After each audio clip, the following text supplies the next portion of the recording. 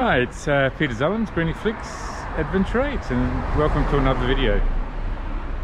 I've been riding past this mural numerous times whenever I go on my exercise and photography and exercise and whatever while we're all in this lockdown. And I've been sort of working out how to photograph this, and I've had a number of attempts with smartphones and different cameras. But I was here the other day and I was with my M240p Leica and the Summilux 50mm 1.4. Today's video is about how to do that panorama and stitching photographs together in a simple manner using Adobe Lightroom.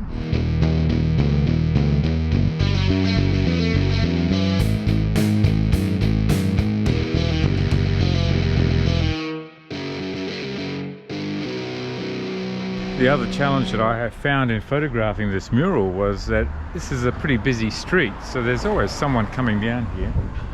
Cars, pedestrians. Not only that, people are parking on the side of the road here all the time. So to try and get a shot without the cars here has always been a bit of a challenge. So yesterday when I was riding here, there was no car here. So I attempted to take the photograph, and just as I was about to take the photograph, a car came along and actually parked right in front. But the girl was really good and polite. Actually, I was trying to be polite as well. And I asked her to move the car back so I can take the photograph, which she did with a smile. So that was great. So let's have a look at the process, and let's have a look at the results. Okay, so I should be recording here. Okay, so we've got two photographs because I was using the 50mm lens, and I was standing across the road from this mural, so I was right up against the fence, and I could take the shot in with two photographs, looking left of the center, looking right of the center. So here's our two photographs, left of center, right of center, with a smiling face being the center in both cases. The detail is pretty good. If we have a look at some of the detail here, this is at 100%. We've got lots of detail in both photographs. Let's go back to library, and where you find the panorama function is under photos, photo merge. Okay, now you can see it's grayed out here. The reason being is I haven't actually selected the photos. You need to actually select the photos first. So there's one selected. I'll select the other one as well. Now we've selected two photographs. Now we can actually go photo, photo merge, panorama. So there's high dynamic range, panorama, high dynamic range and panorama. We're focusing on panorama. In this case here, my image is pretty stable as far as lighting is concerned, so I'm not concerned about a high dynamic range at all. Now there's a couple of options here. You've got spherical, which will produce this sort of image. You've got cylindrical, which in this case produces that image, and then you've got perspective. Now, because I'm standing at one point and photographing slightly to the left and slightly to the right, perspective seems to work better, because you can see how it's changed the perspective and then created a straight line and straight edges everywhere for the photograph that I'm actually taking. So Lightroom actually has done all the hard work for me. Now a couple other settings here. We've got auto crop, in which case it'll just crop everything down. What I find is if I crop later on, I've got more options because there's actually a bit more space around the place, and there's a couple other things I want to do. There's also auto settings. Now what auto settings does is it changes the blacks, the whites, the shadows, the highlights, and does a calculation, artificial intelligence I suppose, around that. What I'll do is I'll turn that off as well. All we're going to do is the merger at this stage. So we'll do the merge, and then Lightroom is going to make the calculation and it's going to create actually another digital negative DNG file that is a panorama. So not a JPEG file, but a DNG file. So we can see there's the original two files and there's the new panorama file. Let's have a closer look. The file here, I was shooting with the Leica M240p, so it's a 24 megapixel camera. So both of those files are about 28 megabytes in size. The new file that's been created by Lightroom is 180 megabytes in size. And as far as the pixel count is concerned, we're looking at 11,000 pixels by 5,000, so that's 60 megapixel image that we have here now. Alright, a couple of things I've noticed straight away is that if we look at that dimension there, that's a bit smaller than that. So we could probably do some transformation here to actually bring some of these lines in parallel.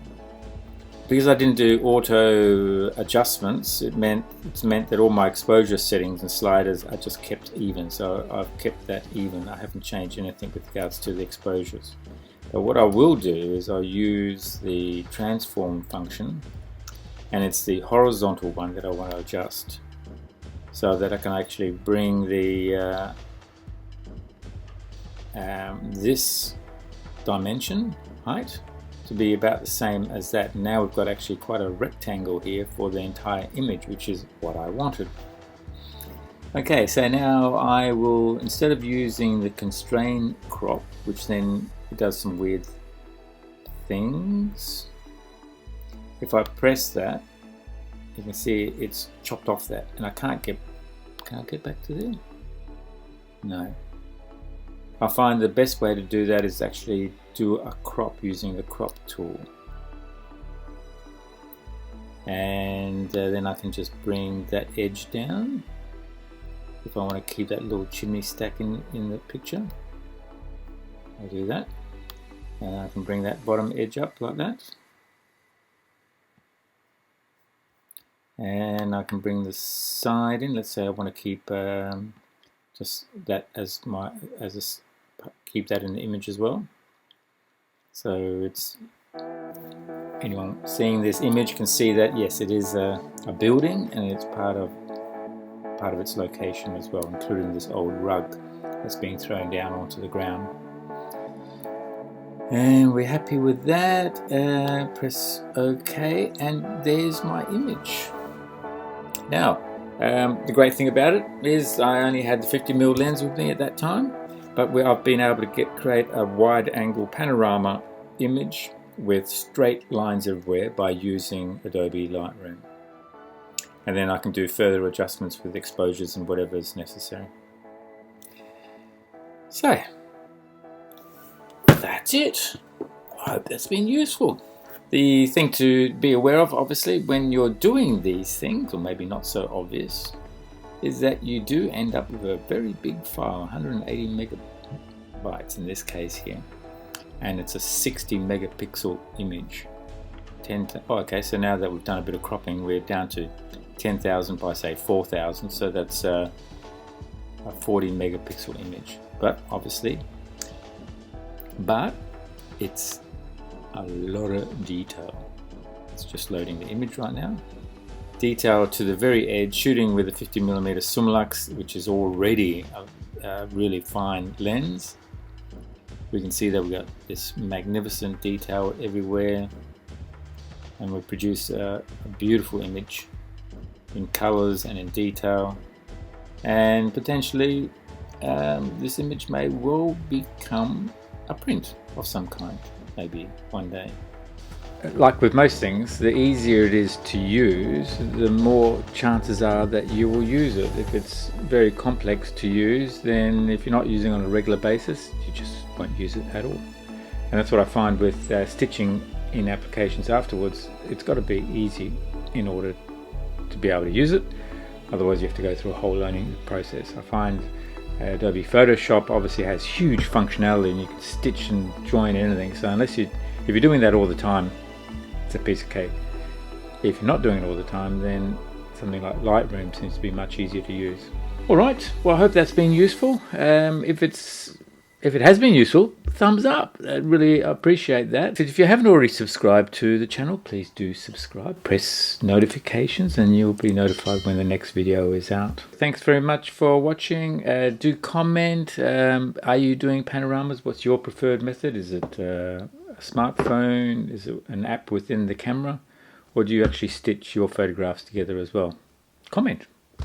And I appreciate your feedback. Thanks again for watching, and we'll see you on the next video. Cheers.